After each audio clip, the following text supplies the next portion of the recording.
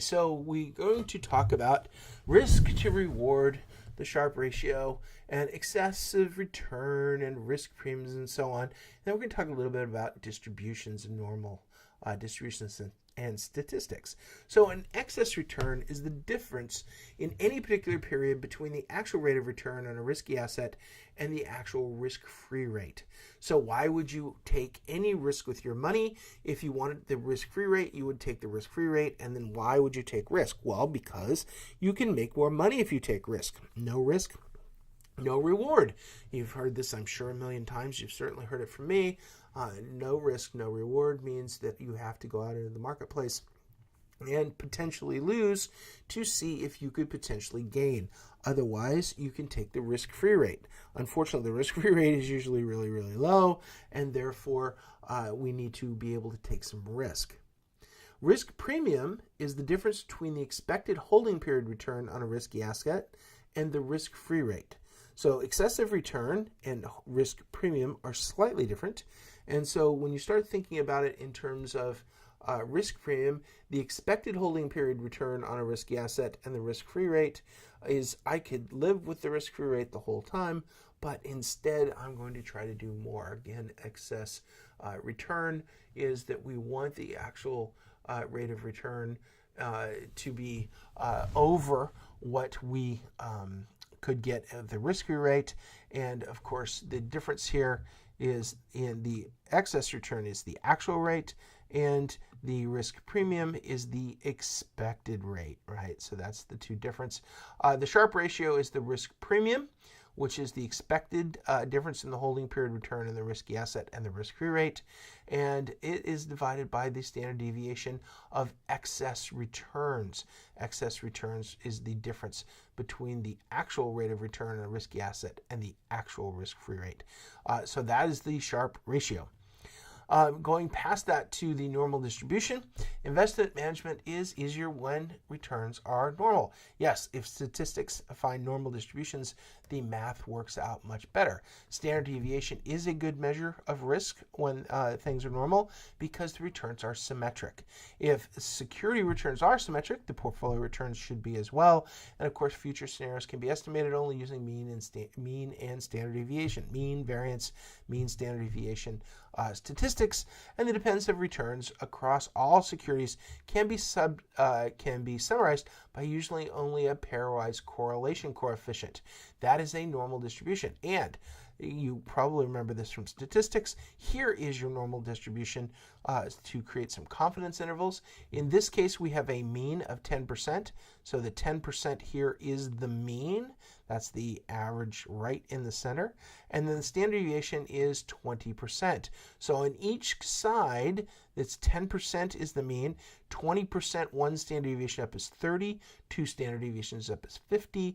One more standard deviation up is 70. So three standard deviations, you have a 70% return. Now, how often does that happen? Well, as you can see, three standard deviations out is 99.74% of the time. It will not get to three standard deviations. So three standard deviations is very rare. A 70% return is, of course, very rare. However, let's look at it in a more realistic scenario and stay in the center of the curve or in the distribution. And so we have a 10% on average return, but in 68.26% of the time, about 2/3 of the time, you'll be within one standard deviation, or you'll have a negative 10% return to a positive 30% return. 2/3 of the time, if the mean on the investment is 10%, and the standard deviation is 20%, 2/3 of the time you will be between negative 10% and positive 30%. 95%, 95.44, but basically 95% of the time, you'll be within two standard deviations, or negative 30 to positive 50. So that gives you an idea of how much bouncing around, how much volatility you will have over the life of the investment if the mean is 10% and the standard deviation is 20%. Where did we get the mean and standard deviation? Well, we just did it in the statistics portion with expected return and the standard deviations. So Here's the question. What if excess returns are not normally distributed? Standard deviation is no longer a complete measure of risk. The Sharpe ratio is not a complete measure of portfolio performance. And of course, we need to consider skewness and kurtosis. So let's talk a little bit about skewness and kurtosis. So in this case, we have a mean of 6%. We have a standard deviation of 17%. We have positively skewed, negative skewed, and normal in these curves. And so there's a couple of different terms here. One is the skewness. As you can see, the curves are not dead in the center. They're off center a little bit. Mean is 6%. So the mean here is at 6%. And then the skew is a little bit off. You can see that the blue line is negatively skewed, which means there's more returns on this side. You can see it's fatter over here and narrower over here. The black line is positively skewed, which is narrower on this side and more positively skewed on that side. And then, of course, normal's in the center, which is the blue. Or excuse me, the gray. So when you start thinking about skewness, it pushes the curve one side or the other. In addition to that, you can also talk about kurtosis. Now, kurtosis is a word for the height of the distribution. Is it higher or flatter? So it can be kurtotic, it can be leptokurtotic, which is very tall, or platykurtotic, which is very flat, which is a different distribution than you see here. So flatter would mean there are less returns in the center or towards the median, or the mean. And if it was leptokurtotic, there'd be a lot of returns right around the mean, and the tails would come in. So these are very different looks at a normal distribution. And generally speaking, most people believe that stocks are positively skewed, and they lean towards moving up for lots of reasons.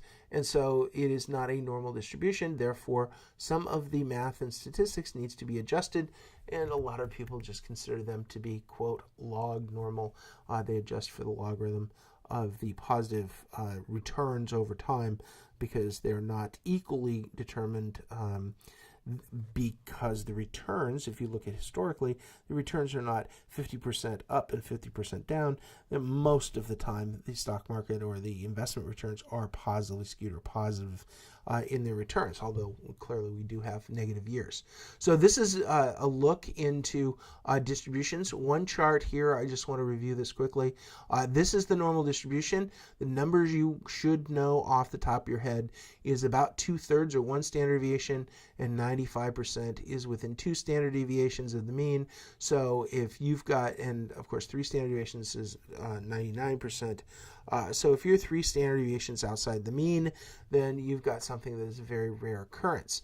You may have heard the term 6 sigma out there.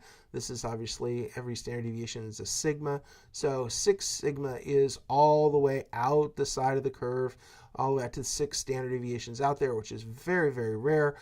They talk about 6 sigma in manufacturing and other things. For example, aircraft engines have 6 sigma quality because how often do you want an aircraft engine to fail? So you push it out to 6 standard deviations from the mean. So the occurrence of failure on the parts and the equipments and the manufacturing and so on is extremely rare. But you can see in a normal distribution, 2/3 of the time you're within 1 standard deviation. So most of the time your investments in this particular case will be between -10 and +30%.